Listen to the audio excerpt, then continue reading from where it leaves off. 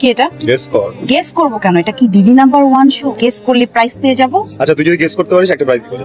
বাবাই তো ভালো উন্নতি হয়েছে, এখন পুরো দিতে পারে। তুই আমাকে কত কিছু দিচ্ছিস, তুই আমাকে ভালোবাসি, তুই আমার জন্য খাবার আনে, তোর বাসায় যদি বর পক্ষের সাথে চাড়াই দিস, মুখ দেখে যে টাকা দিয়ে যায় ওটা তো আমাকে দিস। আমার একটু কিছু দেওয়া।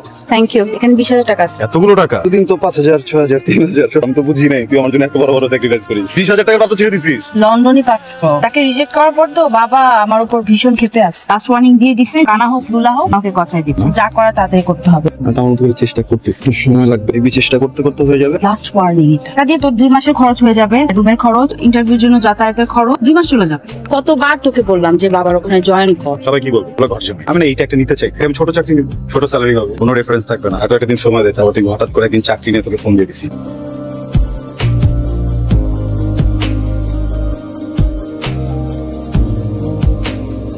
কিসের টাকা? তোমার কাছে বাবা কোনো টাকা পাবো না। তুমি কি ভাবছো আমি তোমাদের খবর রাখি না? মধ্যে কারে বলতেছিলা 5,000 টাকার কথা? দাদা তুমি মানুষ না। তুমি এত ইমোশনাল না তো, এটাই হচ্ছে তোমাদের সমস্যা। আসসালামু আলাইকুম। ওয়ালাইকুম আসসালাম।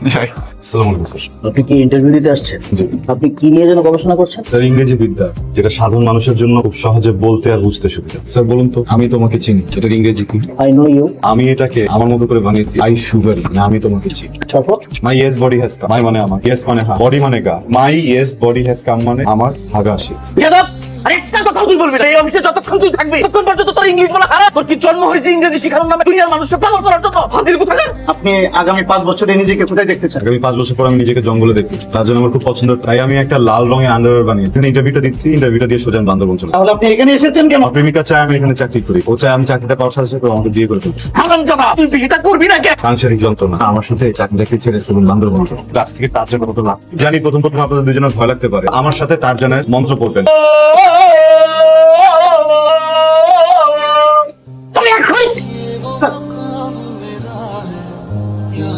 কোনো সমস্যা হয়েছে? মাথায় সমস্যা আছে। ওকে যদি আমি চাকরি দিই তাহলে অফিসের সবাইকে পাগল করে ছাড়বে। আমার তো প্রেসার উঠিয়ে ফেলেছে, একটু পরে আমি স্ট্রোক করতাম। আর কি হয়েছে বলো তো? ও নাকি ওই যে লাল আন্ডারওয়্যার পরে জঙ্গলে যাবে টার্জান হয়ে, আমাদেরকেও সাথে যেতে বলছে।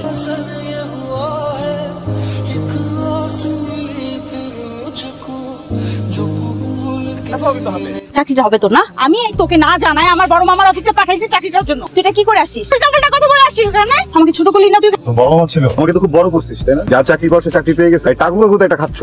বেয়াদবের মতো কথা বলবি না। আমার মামা সবকিছু বলছে, তুই কি বলছিস না বলছিস? কি লাল শর্ট প্যান্ট পরে বান্দরবনে যাওয়ার কথা বলছিস? পাগল তুই, পাগল। কিছু তোর কাছে ফান মনে হয়? জীবনটা ফান? আমি নাই আর তোর সাথে। আজকের পর থেকে তুই আমার সাথে আর কোনো যোগাযোগ করবি না। আমি ফান করছি না তো। ছাড়, আমি তোর সাথে কোনো ফান করতেছি না। আমি আসলেই তোর সাথে নাই।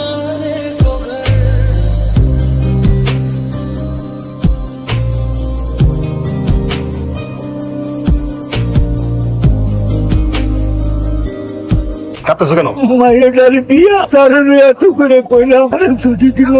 ঠিক আছে, না সত্যের জীবন তোমাদের, তোমরাই তো কাঁদবা। ভাইয়ের গোলামের জিনির কথা না। আমার দেখো আমি ভালো আছি বুঝছো, আমার কোনো কষ্ট নাই। যখন খারাপ লাগে হাসি।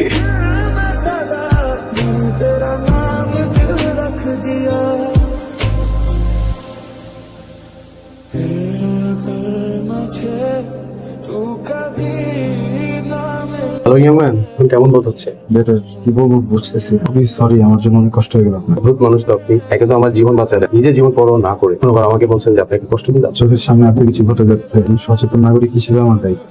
সচেতনতা? আপনার কথা শুনে আমার হাসি পাচ্ছে। এখনকার দিনে কি হয় জানেন? চোখের সামনে খুন হয়ে যাচ্ছে, সবাই কি নিয়ে ব্যস্ত জানেন? মোবাইলে ভিডিও করেন। আল্লাহর অশেষ রহমত, আপনার কোনো সিরিয়াস ইনজুরি হয়। আসি। হ্যাঁ,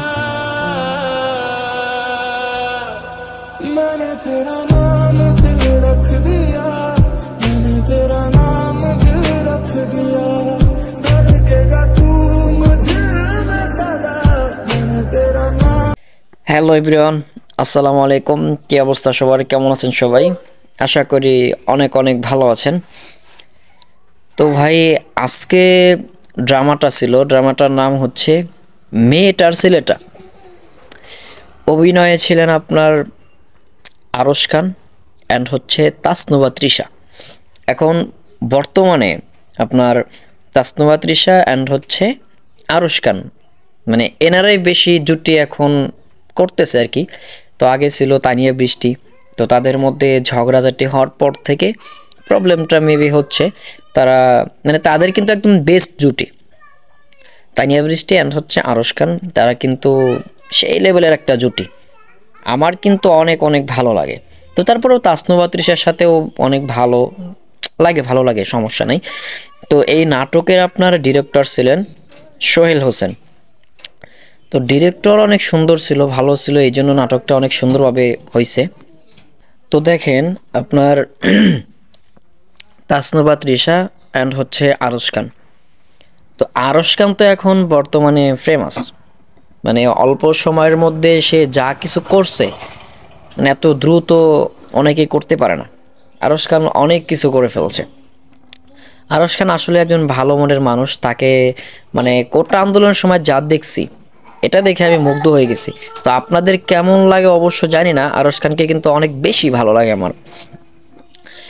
তো আরশ খানের ফ্যান যারা আছেন তারা অবশ্য কমেন্ট করে জানাবেন, আরশ খানের ফ্যান যারা যারা আছেন। আর এই নাটকের রিভিউ দিতে গেলে, নাটকের রিভিউ সম্পর্কে দেখেন কি বলবো, একজন সিকিউরিটি গার্ড আসলে কত কষ্ট করে আমি নিজে দেখছি, আমি নিজে মানে সাক্ষী। আমি যখন আপনার একটা জব করতাম আগে, মেবি এখন করি না, তো আমাদের এখানে একটা সিকিউরিটি গার্ড ছিল, সে ঈদের মধ্যেও যাইতে পারতো না, এমনকি ঈদের নামাজটাও সে পড়তে পারতো না। আসলে সে কঠোর, দেখেন তার মানে পেশা নিয়ে সে কিন্তু অনেক গর্ববোধ করে। আসলে কাজ কোনোটাই ছোট না, তবে এই সিকিউরিটি গার্ডের জবটা আসলে ভাই মারাত্মক। আপনারা দেখেন খুবই কঠিন, এত কিছু সিকিউরিটি দিয়ে রাখতে হয়, খুবই কঠিন ভাই, খুবই কঠিন। তো দেখেন আসলে আর একটা জিনিস এখানে নাটকের মধ্যে সুন্দরভাবে তুলে ধরছে যে এই জেনারেশনে বর্তমান যে যুগটা চলতেছে, এই যুগে মানে আসলে কেউ কারো কখনো উপকারে আসে না। গ্রাম অঞ্চলে আলাদা, মানে গ্রাম অঞ্চলে যদি কেউ বিপদে পড়ে সেক্ষেত্রে একটু হলেও আসে, কিন্তু শহর অঞ্চলে, শহরে যারা থাকে তারা অবশ্যই এটা বুঝতে পারবে, জানে যদি কেউ অ্যাক্সিডেন্ট হয়, রাস্তার মধ্যে যদি কেউ অ্যাক্সিডেন্ট হলে মানে আগে তাকে ধরা বাদ দিয়ে আগে ভিডিও করবে, আগে পিক তুলবে, ফেসবুকে আপলোড করবে, ইউটিউবে আপলোড করবে, এরকমটা কিন্তু হচ্ছে।